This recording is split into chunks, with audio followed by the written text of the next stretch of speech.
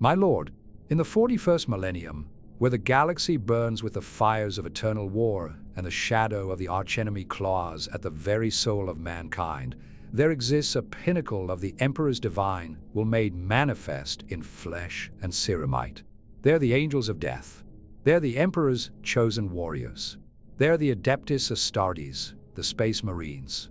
You, young noble of ancient and honored blood, have sought knowledge of the path that leads to such transcendent glory. You have asked me, your humble Imperial Scribe, to lay before you the sacred steps by which a mortal man may be reforged into something far greater, into a living weapon of the Emperor himself. This chronicle is written for your ears alone, that you may understand the terrible honor and the crushing price demanded by such ascension. Know this from the first breath of our telling. To become a Space Marine is not merely to enlist in an army. It is to surrender your humanity upon the altar of duty.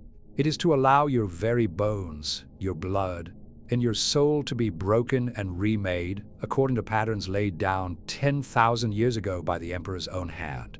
Only the strongest, the purest, and most faithful survive the ordeal. Most do not. Most perish in agony long before they ever don a sacred power armor or stand beneath the banners of chapter. Yet you are of noble stock, born to privilege and expectation.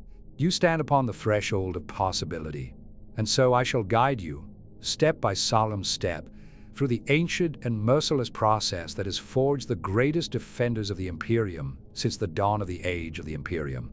We shall speak of lineage and selection, of trials that shatter the weak, of gene seed and holy implants that rewrite the laws of flesh, of training that forges iron will from mortal frailty, and of the final ascension that turns a youth into an immortal angel of war. Hear me well, young lord. This is no tale of easy heroism. This is the truth of what it means to answer the Emperor's call. Walk with me now through these shadowed halls of knowledge, and learn the path that so few have the right even to contemplate. If this chronicle has stirred your soul, subscribe that future testimonies may reach you, and leave a single comment as a candle against the dark. The Emperor protects. Thank you for heeding this record. Step 1. Understanding the divine purpose and transhuman glory of the Adeptus Astartes. Before any aspirant may even dream of placing his foot upon the path, he must first grasp the sacred and terrible truth of what a Space Marine truly is. You, young noble, must look beyond the glittering armor and the thunder of bolters. You must see the cold, unyielding reality that the Emperor himself forged these warriors not for glory, nor for honor in the eyes of lesser men, but as the ultimate bulwark against the darkness that seeks to devour all mankind.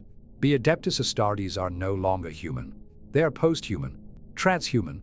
Each battle brother stand between 2 and 3 meters tall, his frame swollen with dense muscle and reinforced bone, his senses sharpened beyond mortal limit, his strength sufficient to tear a man in half with his bare hands.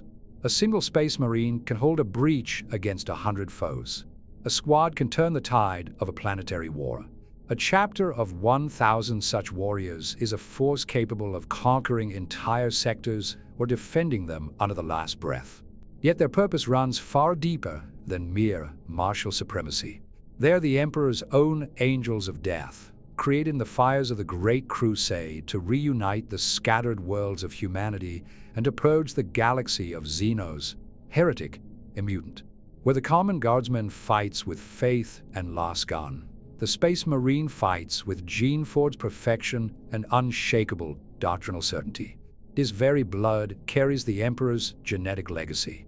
His organs are 19 sacred implants, each a miracle of ancient science woven into living flesh. His mind is conditioned through hypno-indoctrination and ceaseless prayer until doubt itself becomes an alien concept. Consider, my young lord, the weight of such existence. A Space Marine knows no fear as mortals understand it. He feels pain, yet does not break him. He requires little sleep, little rest, and almost no sustenance beyond the nutrient-rich paste dispensed by his suit. He may live for centuries, perhaps even 1,000 years or more, his body resisting the decay of time through the Black Carapace and the miracle of gene seed. In return, he is expected to wage war without cease, to offer his life without hesitation, and to die in the Emperor's name should duty demand it. This is the glory you contemplate, not the glory of parades or noble titles, but the cold, eternal glory of standing as the final shield between humanity and extinction. To become one of the Emperor's angels is to become a living saint of war, feared by the enemy, revered by the faithful, and bound forever in service until death claims even your augmented form. Yet understand this above all else, young noble. The path is not offered to the ambitious or the merely brave. It is reserved for those whose blood and soul are judged worthy by the chapter itself. Many noble houses have sent their favored sons to the trials, only to receive back a sealed casket or nothing at all. The Emperor does not need willing volunteers. He requires perfect instruments. Meditate upon these truths, my lord, before we proceed to the next step. For only when you truly comprehend the divine purpose and the transhuman cost, may you dare to ask whether your own blood is fit to receive the Emperor's sacred gifts. Step 2. Assessing your noble lineage, age, and genetic purity for the Emperor's call. Before any youth may stand before the recruiters of Space Marine chapter, you must first be judged worthy even to be considered. You, young noble of ancient blood, must therefore turn your gaze inward and measure yourself against the merciless standards of the Adeptus Astartes demand. This is no general appraisal. It is a cold reckoning of flesh, blood, and lineage that has sent countless proud sons to their graves or back to their home worlds in shame. First, consider your age. The process of transformation is most successful when the aspirant is still in the bloom of youth, yet old enough to possess the physical and mental resilience required. Most chapters accept candidates between the ages of 10 and 16 standard years. Younger than 10, the body is too fragile for the savage surgeries and gene seed implantation that lie ahead. Older than 16, the bones have begun to set, the growth plates to close, and the acceptance rate of the sacred organs plummets dramatically. If you have already passed your 16th year, my young lord, the window narrows with every passing day. Some chapters are more forgiving than others, yet even the most lenient will look upon an older aspirant with grave doubt. Next, examine your noble lineage. Many chapters, particularly those of the first founding or those with strong ties to specific worlds, place great weight upon bloodline. They seek candidates drawn from warrior castes, noble houses, or feral tribes whose stock has proven itself across generations. Your own heritage as a scion of nobility may serve you well here, provided your house has a history of martial excellence, untainted loyalty to the Imperium, and no recorded stain of mutation or heresy. The chapter apothecaries will scrutinize your family records with the same cold precision they apply to gene seed itself. Any whisper of weakness, a frail ancestor, a stillborn sibling, a cousin lost to the warp, may be enough to bar the path forever. Most important of all is genetic purity. The Emperor's gene seed is a sacred and finite resource.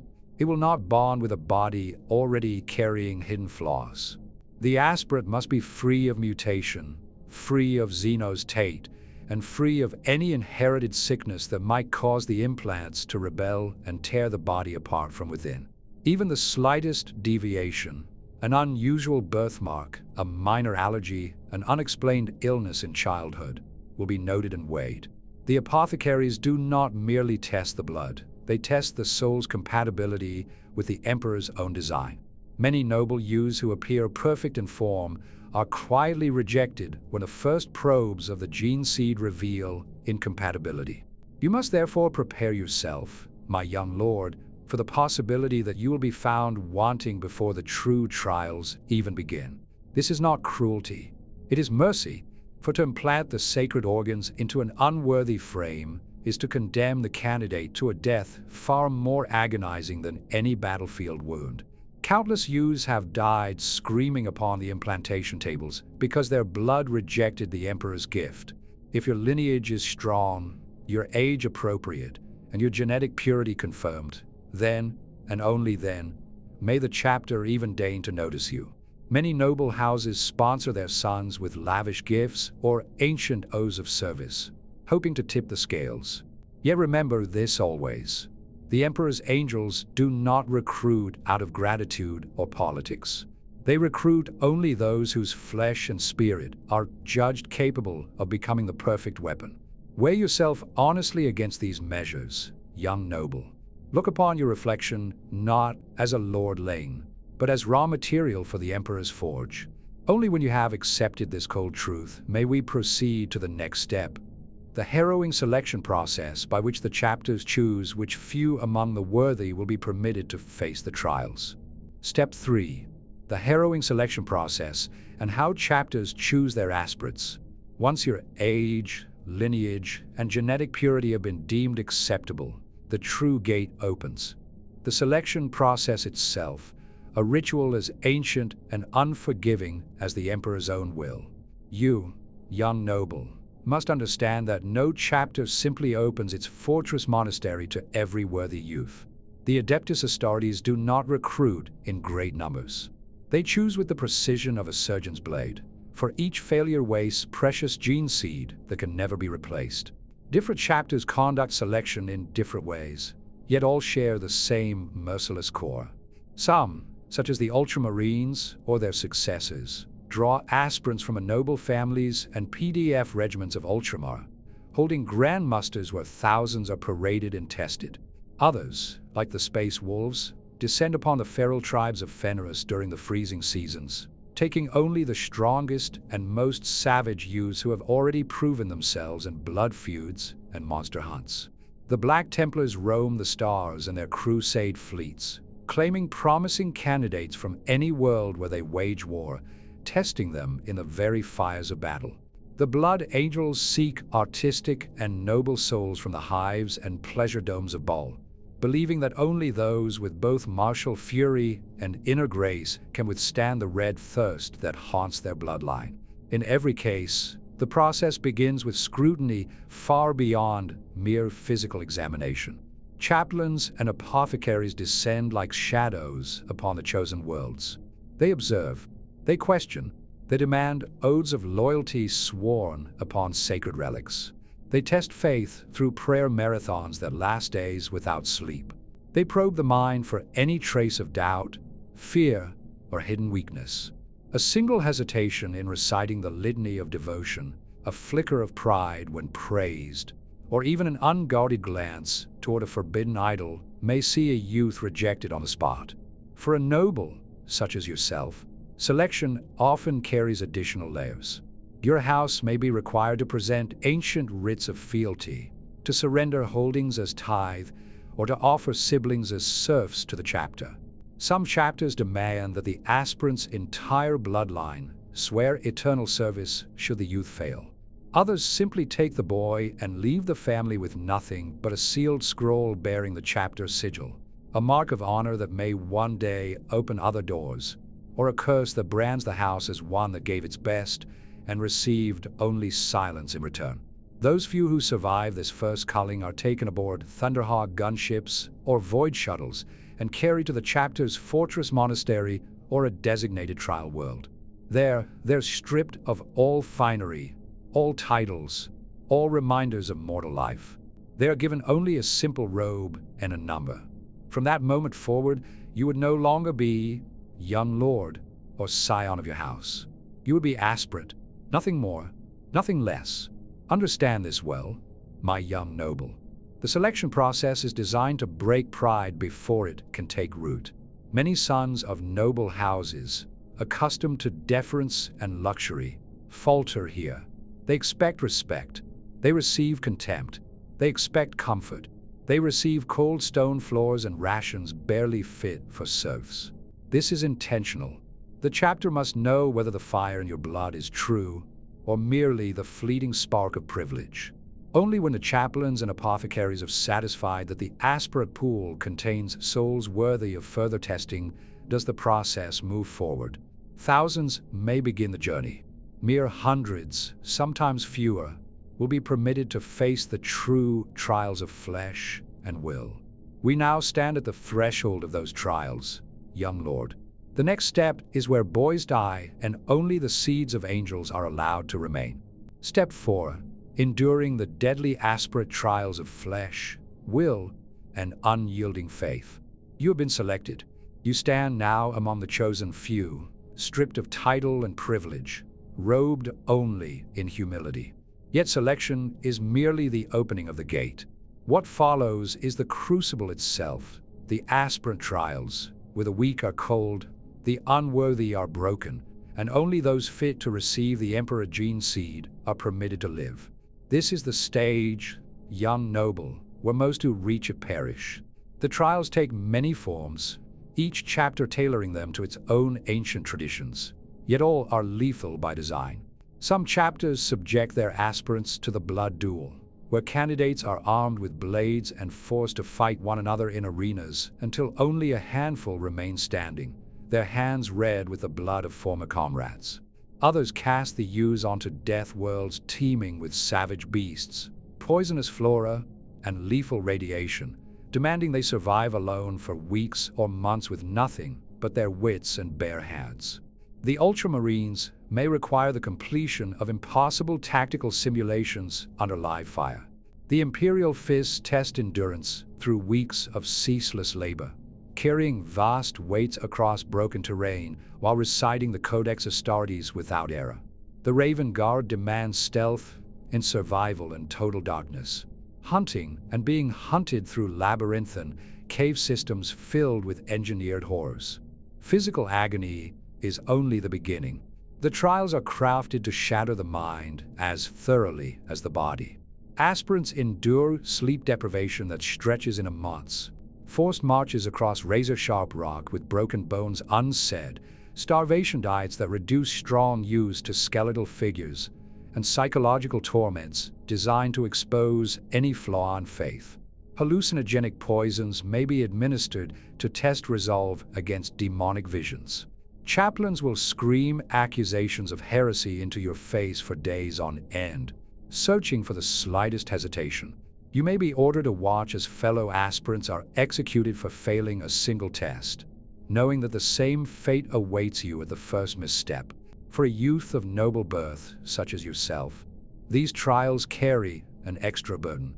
The habits of command, the expectation of comfort, the soft voice of privilege, all must be burned away. Many lords' sons break, not from pain, but from the realization that here no one cares for their bloodline. Here, a noble and a hive scum stand equal before the Emperor's judgment. Pride becomes a fatal weakness.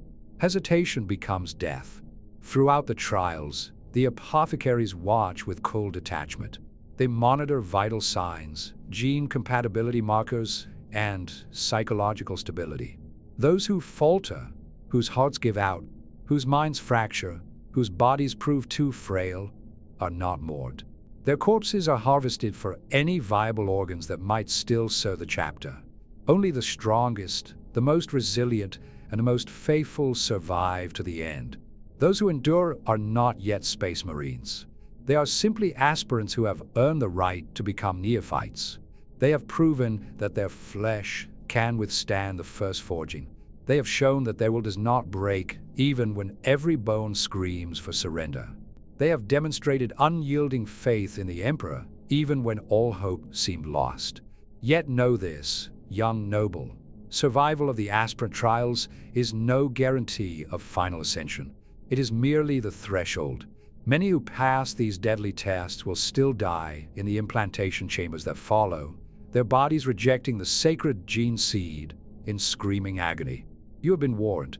The trials are not a test of courage alone. They are a filter forged in the Emperor's own wisdom to ensure that only the purest material enters the next stage of creation. If your blood and spirit prove equal to this horror, then, and only then, may you be permitted to take the first true steps toward becoming one of the Emperor's angels of death. Step 5. Entering the chapter as Neophyte and beginning the first forging. You have survived the Aspirant trials. The arena sands are stained with the blood of the fallen. The death world has claimed its due, and the chaplains have judged your soul sufficiently pure. At last, young noble, you are permitted to cross the final threshold and enter the fortress monastery as a neophyte. This is the moment when childhood dies forever and the long, merciless forging of the Adeptus Astartes truly begins.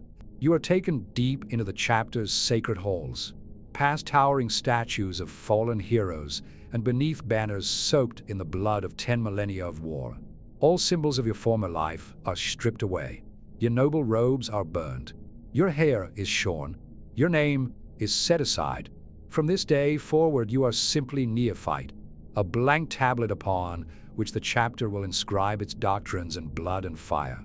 The first weeks are spent in absolute isolation from the outer world. You're housed in austere cells of bare stone, sleeping upon cold slabs with only a single candle for light. Your waking hours are consumed by unending labor and prayer. You scrub the flagstones of the reclusium with your bare hands until your fingers bleed. You memorize entire passages of the chapter's sacred texts, reciting them flawlessly under the gaze of watchful chaplains who tolerate no error. You learn the litany of hate, the catechism of devotion, and the names of every battle honor the chapter has ever earned. Failure in any lesson is punished with additional toil or ritual flogging designed not to break the body, but to temper the spirit. Physical conditioning begins in earnest. Your mortal frame, already hardened by the Aspirant trials, is now subjected to regimens that would kill an ordinary man. You run for hours in full combat, harness across obstacle courses lined with live blade traps and explosive charges. You spar against servitors programmed to fight with lethal intent. You lift weights forged from adamantium until your muscles tear and are forced to heal stronger. Every meal is a precisely measured nutrient paste, devoid of taste or comfort, engineered solely to prepare your body for the surgeries to come. Simultaneously, the hypno-indoctrination begins. While you sleep, or rather, while the brief periods of enforced rest are granted, psycho-inductive machines flood your mind with the chapter's battle doctrines, the teachings of its pre-march, and the unyielding hatred of all enemies of the Emperor. You awaken knowing tactics you have never studied, feeling emotions you have never earned, and reciting prayers you once barely understood. Your dreams become filled with visions of crusade and martyrdom until the line between your own thoughts and the implanted truths grows thin. Throughout this first forging, the apothecaries monitor you constantly. They draw blood, scan gene markers, and test organ compatibility with minute samples of a sacred gene seed. Any sign of rejection at this stage results in quiet removal from the program. The chapter does not waste resources on the merely adequate. For a youth of noble birth, this period is often the hardest test of humility yet. No one addresses you as Lord. No set of bows. The battle brothers who pass you in the corridors look upon you as little more than raw or awaiting the forge. Many former nobles break here, not from physical pain, but from the realization that their bloodline grants them no privilege within these walls. Only proven worth matters now. If you endure, young noble, if you embrace the loss of self and allow the chapter to reshape you, then the true transformation may begin. The first gene seed implants are prepared.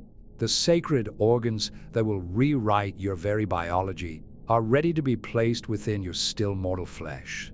The first forging is complete only when a neophyte has been reduced to nothing and rebuilt as something worthy to receive the Emperor's gifts. Many do not survive even this stage. Those who do stand ready for the next terrible step toward becoming one of the Emperor's angels of death. Step 6. The initial gene seed implants and the first awakenings of the sacred organs.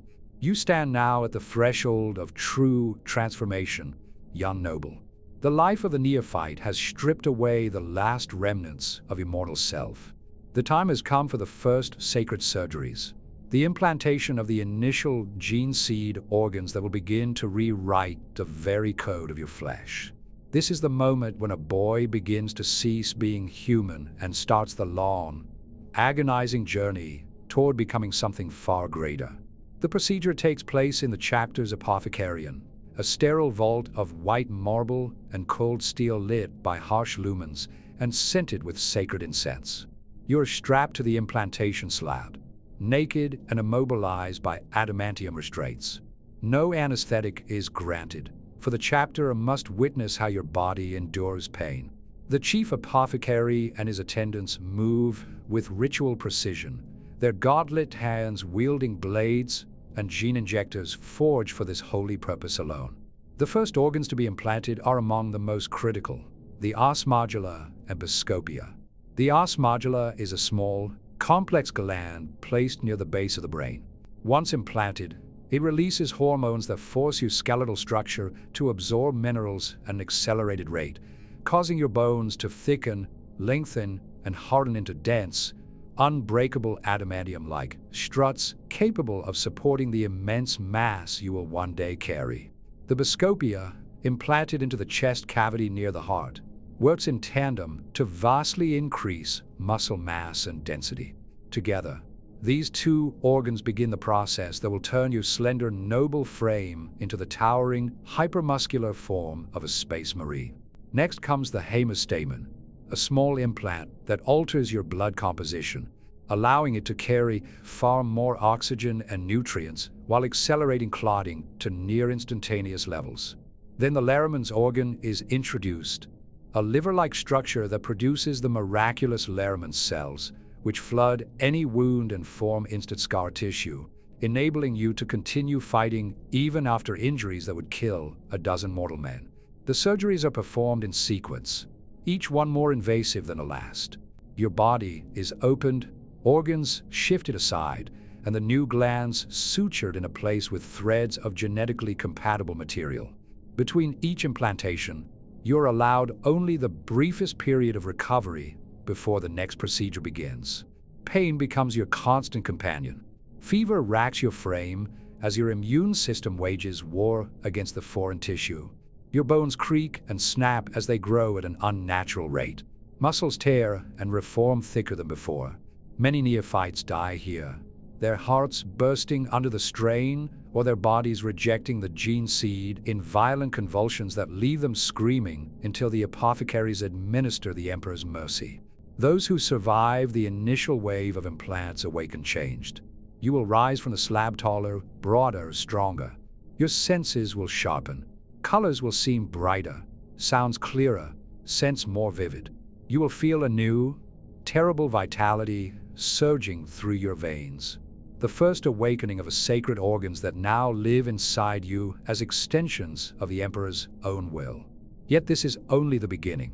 The early implants grant power, but they also demand more from the body.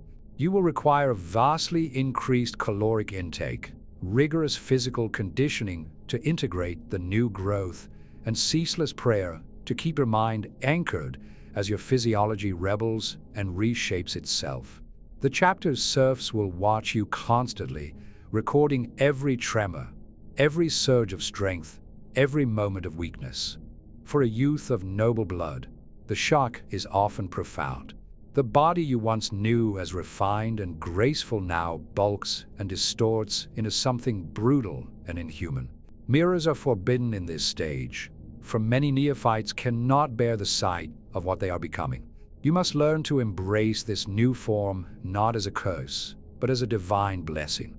If your flesh accepts these first holy organs without fatal rejection, young lord, then the chapter will deem you worthy to receive the next wave of implants. The foundation has been laid. The first sparks of transhuman glory have been kindled within your mortal frame. The true forging accelerates now. The path grows ever steeper and the price ever higher.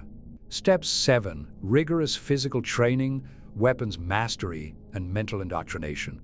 The first sacred organs now pulse within your altered flesh, young noble.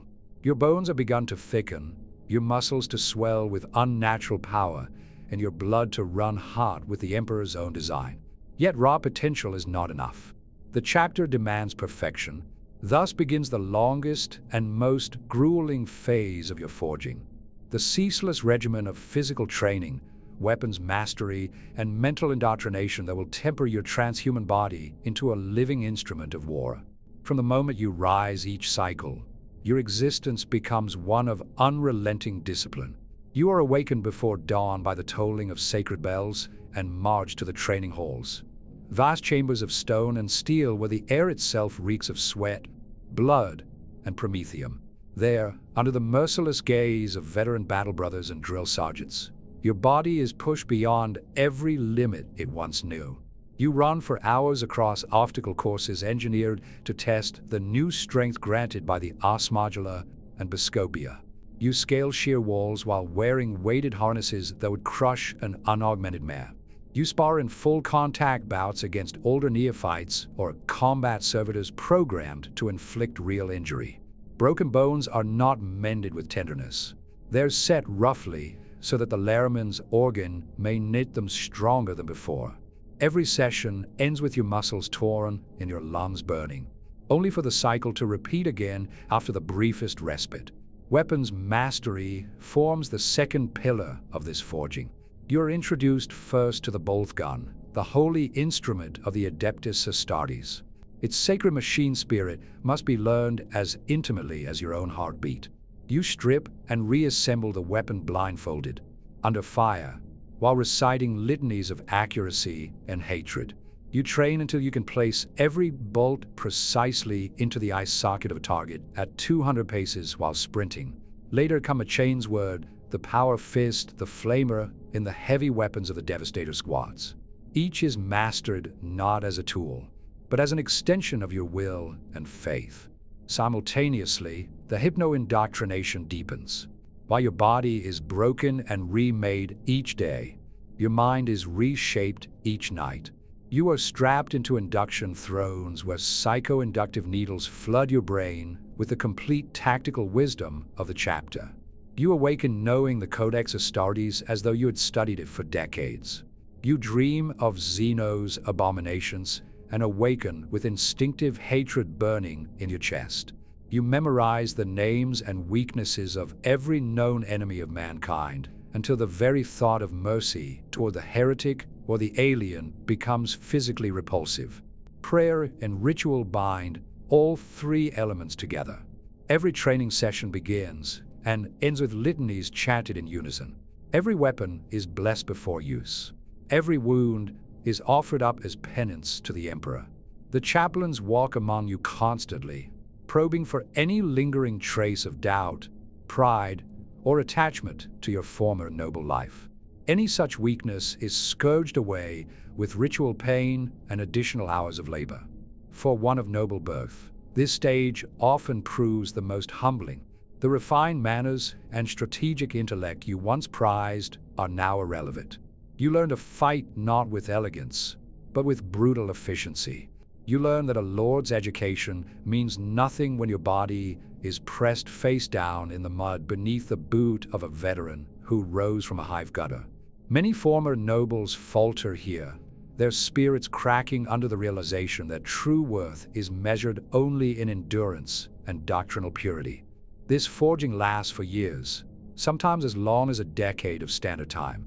Your body continues to grow, towering ever taller, your strength multiplying until you can shatter stone with a single blow. Your mind becomes a fortress of faith and tactical certainty. Only when the veteran sergeants declare that your physical form and mental discipline have reached the required threshold does the chapter deem you ready for the next wave of holy implants. The second forging is nearly complete. The foundations of the Angel of Death have been laid in blood, sweat, and prayer. Yet still greater trials and greater gifts await. Step 8.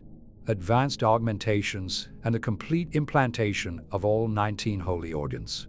The years of ceaseless training have hardened both your body and your soul. Young noble, you now tower above mortal men, your muscles corded with unnatural power, your bones dense as ceramite. Yet you are still incomplete. The true Ascension demands the full complement of the Emperor's 19 sacred organs. This is the stage where the final implants are driven into your flesh, and many neophytes who have survived us far still perish in screaming agony upon a slab. The Apothecarian once more becomes your world. You are laid upon the cold marble altar beneath the unblinking gaze of servo skulls and watchful apothecaries. The surgeries that follow are more invasive, more dangerous, and more prolonged than any that came before.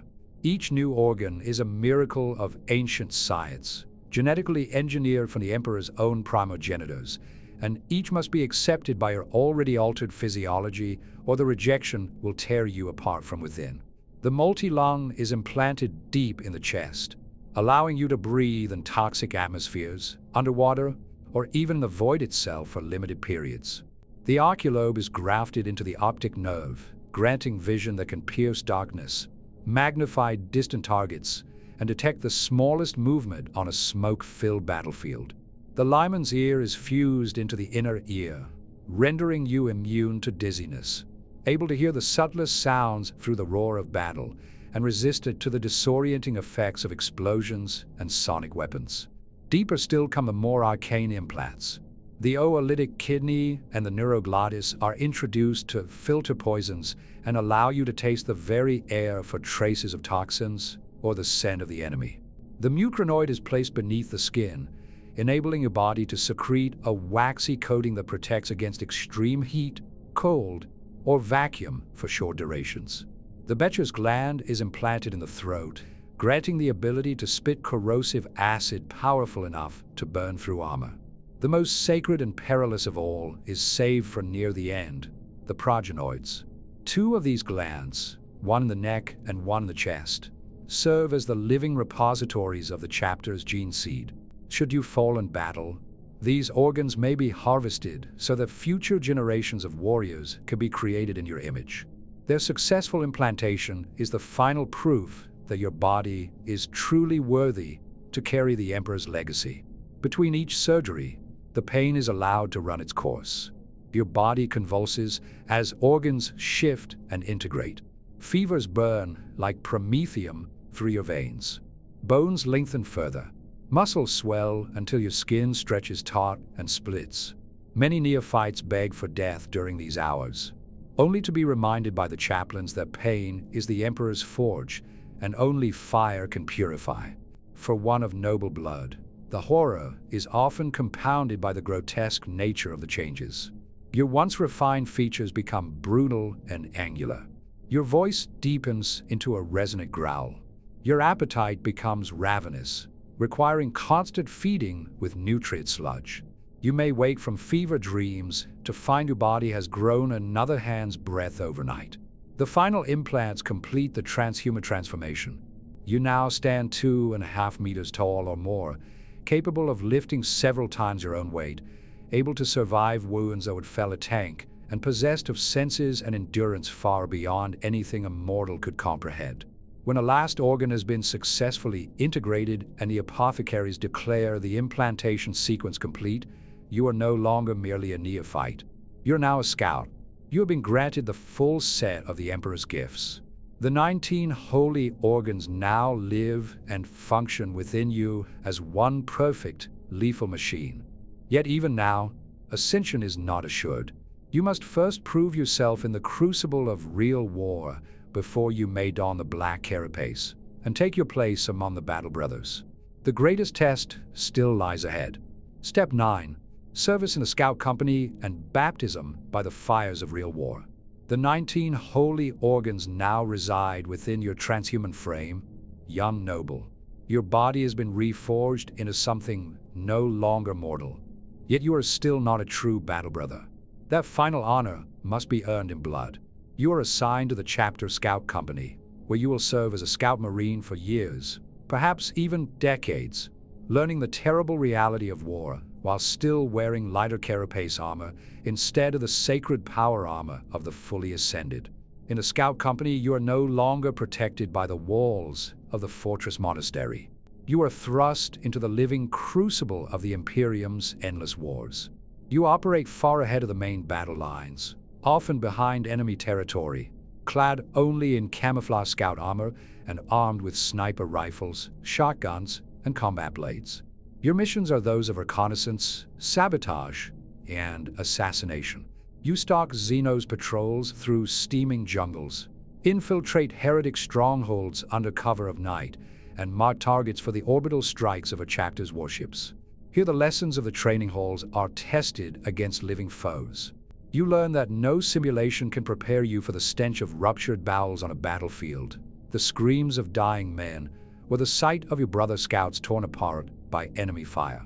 You discover that even with your enhanced senses and organs, fear can still claw at the edges of your indoctrinated mind when facing a rampaging carnifex or a tide of green-skinned orcs.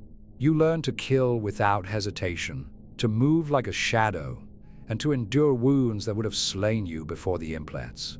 The scout company is deliberately kept small and expendable. Many scouts die in these early campaigns. Their gene seed is harvested if possible, their names added to the long scrolls of the honored dead. Those who survive grow harder, their instincts sharpened by constant danger. You will learn to coordinate with your squad through silent hand signals and vox whispers, to call down artillery with pinpoint accuracy, and to withdraw only when a mission demands it, never out of self-preservation. For a youth once raised in noble halls, this baptism is often the most shocking. There are no serfs to attend you, no banners to rally behind, no glorious charges. Instead, you crawl through mud and blood, sleeping in foxholes, eating cold rations while the sky burns with the fires of orbital bombardment.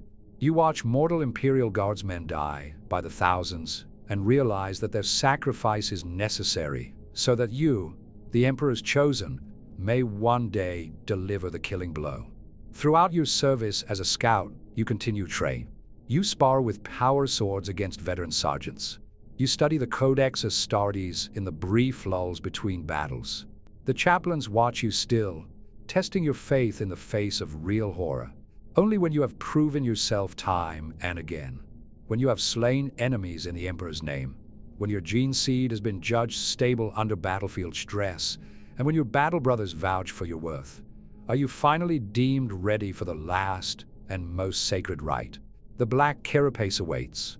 Only those scouts who survive the fires of real war and emerge unbroken are granted the final augmentation that will bind them forever to the sacred power armor. Only then may you shed the lighter scout plate and don the full panoply of the Adeptus Astartes. The final step toward becoming one of the Emperor's Angels of Death is now within reach. Step 10, the final rites, the Black Carapace, and full ascension to Battle Brother. The long and terrible journey through blood, pain, and fire draws at last to its culmination, young noble. You have survived the Aspirant trials, endured the implantation of all 19 holy organs, and proven your worth in the merciless crucible of the Scout Company. Only one final rite remains before you may stand as a true battle brother of the Adeptus Astartes, the implantation of the Black Carapace, and the sacred oaths that bind you forever to the Emperor's service. The ceremony is conducted in the deepest sanctum of a chapter's reclusium, beneath the gaze of towering statues of primarchs and fallen heroes. You are brought forward clad only in a simple robe of white, your transhuman body now fully formed, 2.5 meters of corded muscle, dense bone, and gene-forged perfection. The chief apothecary and the chapter chaplain await you at the altar. The Black Carapace is no mere implant. It is a living interface, a subcutaneous mesh of neural fibers and machine spirit receptors that is surgically bonded directly to your central nervous system. The procedure is among the most painful you will ever endure. Incisions are made across your back, chest, and shoulders. The carapace, a thin, black, semi-organic lattice, is laid upon the raw flesh and pressed in a place while you remain fully conscious. Electrodes and neural probes drive thousands of microscopic filaments into your spine and brainstem, linking every nerve ending to the sacred systems of power armor. The pain is beyond description. It feels as though liquid fire is being poured into your bones. Every nerve screams as the carapace fuses with your flesh, becoming a permanent part of your body. Many aspirants who have survived all previous trials still die at this final threshold, their hearts giving out or their minds shattering under the neural overload. Those who endure emerge forever changed. The Black Carapace now allows you to interface directly with the machine spirit of power armor, to feel the suit as an extension of your own skin, to move with fluid grace despite its immense weight, and to channel its strength as though it were your own. Once the carapace has bonded and the wounds have been sealed by the Lehrman's organ, you are dressed for the first time in the full MK7 or MK8 power armor of your chapter. The armor is ancient, revered, and individually fitted to your gene-forged frame. As the last seal hisses shut and the systems come online, you feel a surge of power unlike anything you have known. The armor becomes part of you. Its sensors feed directly into your enhanced senses. Its strength amplifiers multiply your already superhuman might. You're no longer merely a warrior. You're a walking fortress, an angel of death made manifest. Before the assembled battle brothers of the chapter, you kneel and swear the final oaths. You renounce all former titles, all worldly ties, all claims to noble blood. You pledge your life, your death, and your gene seed to the Emperor and to the chapter until the end of time. The chaplain brands the chapter's sigil upon your armor and anoints you with sacred oils. From this moment forward, you are no longer scout, no longer neophyte. You are battle brother. You are Adeptus Astartes. Your ascension is complete. You now stand among the Emperor's chosen, one of the 10,000 or so living weapons that defend the Imperium across the galaxy. You will wage war without cease. You will know no fear. You will offer every drop of your blood, every beat of your twin hearts in the Emperor's name. Yet even in this moment of transcendent glory, remember the truth that every battle brother carries in his hearts. The path you have walked is soaked in the blood of the fallen. For every one who rises as you have done, 100 others lie dead upon the implantation slabs, in the training arenas, or upon distant battlefields. My lord, thus concludes the sacred chronicle of the 10 steps by which a mortal youth may be reforged into one of the Emperor's angels of death. From the first understanding of their divine purpose, through the cold assessment of blood and lineage, the harrowing trials, the brutal surgeries, the years of merciless training, the baptism of real war, and finally the implantation of the Black Carapace, you've been shown the full and terrible path. You now know what it truly means to become a Space Marine. You have seen the price in pain, in lost humanity, and in the countless souls who fall short and are forgotten. The glory is real, yet is a glory measured not in parades or noble titles, but in eternal vigilance, ceaseless war, and the willingness to die without hesitation for the Emperor's realm. Yet hear this final truth, spoken not as Scribe, but as one who has chronicled 10,000 years of such ascensions. Though your noble blood burns with the desire to walk this path, it is wiser still to turn aside. The Imperium has need of its lords and governors, its administrators and protectors of the throne worlds. There is honor enough in service without offering your flesh to the gene forges. There is duty enough without surrendering your very soul to the Black Carapace. Return to your estates, young noble. Rule with justice and piety. Raise strong sons who may one day serve in lesser but still vital ways. Leave the path of the Adeptus Astartes to those feral souls and chosen few whose fate was written in the Emperor's own design. For while the angels of death are the greatest of his weapons, the Imperium endures also through those who remain human, who guard the hearth while the angels wage war among the stars. Thank you, my lord, for listening to this chronicle. The Emperor protects. If these chronicles of the 41st millennium have stirred even the faintest spark of devotion within your soul, my lord, then I beseech you, subscribe to the vaults of the Imperial Scribe.